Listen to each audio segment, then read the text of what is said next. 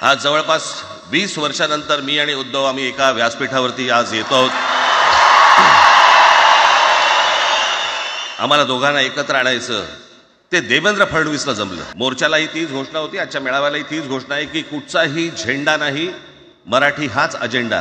हिंदी भाषिक राज्य आहेत ती आर्थिकदृष्ट्या मागास आणि हिंदी न बोलणारी जी राज्य आहेत ती आर्थिकदृष्ट्या प्रगत, आणि वर आम्ही हिंदी शिकायचं.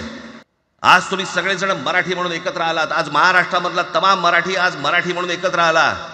टाळ्या वाजू नका, मी काय सांगतोय नीट ऐका. याचा पुढचं राजकारण ह्यांचं पुन्हा तुम्हाला जातीमध्ये विभागायला सुरुवात करतील. एकत्र आलोय एकत्र राहण्यासाठी.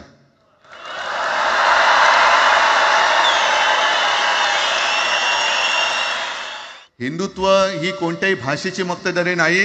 आम्ही अस्सल मराठी बोलणारे तुमच्यापेक्षा जास्त कडवट कट्टर देशाभिमानी हिंदू आहोत. तुम्ही काय आम्हाला हिंदुत्व शिकवताय? अरे 92-93 साली जेव्हा जे काय घडलं, देशद्रोही मातले होते, तेव्हा मुंबईतल्या अमराठी लोकांना सुद्धा हिंदू म्हणून माझ्या शिवसैनिकांनी, शिवसेना प्रमुखांच्या शिवसैनिकांनी मराठी माणसांनी वाचवलेलं आहे. म्हणजे हळुवारपणाने हे सगळं काही एक एक एक करत हिंदी, हिंदू, हिंदुस्तान, हिंदू आणि हिंदुस्तान मान्य आहे, पण हिंदीची सक्ती आम्हाला मान्य नाही. तुम्ही कितीही कमिट्या करा, हिंदीची सक्ती तुमचे 7 पिढ्या उतरल्या तरी आम्ही लावू देत नाही.